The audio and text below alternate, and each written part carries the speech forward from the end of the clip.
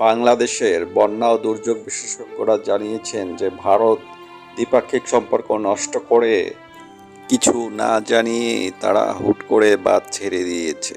নিয়ম অনুযায়ী যদি একান্ত প্রয়োজন হয় তাহলে ভারতের উচিত ছিল কিছুটা সময় দিয়ে আগাম প্রস্তুতি নেওয়ার জন্য বাংলাদেশকে সময় দেয়া। এদিকে প্রধান উপদেষ্টা বাংলাদেশের সমুদ্র সীমায় সতর্কতা জারি করলেন। বৃষ্টি, পাহাড়ি ঢল ও উজান থেকে আসা পানি অন্যতম কারণ হলেও এর পেছনে আছে নদীদস্যু দেশ ভারতের হাত। শুকনো মৌসুমে খরায় পুড়িয়ে ভরা বর্ষায় বাঁধ ছেড়ে দেওয়ার ব্যাপারে দিল্লির রয়েছে জঘন্য ইতিহাস। নিজেদের বাঁচাতে ৩১ বছর পর এবার দেশটি খুলে দিল ত্রিপুরার ডুম্বুর জলাধারের স্ল্যাব গেট। চলমান বন্যাকে বলা হচ্ছে প্রাকৃতিক দুর্যোগ, কিন্তু বাংলাদেশের এমন পরিস্থিতির জন্য অনেকাংশে ভারতই হচ্ছে আসল অপরাধী। পানির রাজনীতিতে বরাবর দিল্লিকে জেতানোর এটাই কি উপযুক্ত প্রতিদান? ঢাকার ঘনিষ্ঠ বন্ধু দাবি করে আসলেও দিল্লির একচোখা আচরণের কারণে রাজনৈতিক ও ভৌগোলিক দিক থেকে হুমকির মুখে আছে বাংলাদেশ।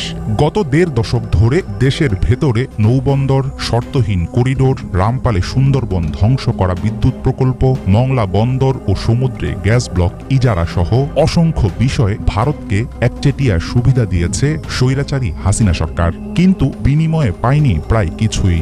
কোনো সরকারই আদায় করতে পারেনি তিস্তা সহ ৫৪টি অভিন্ন নদীর পানির ন্যায্য হিস্যা।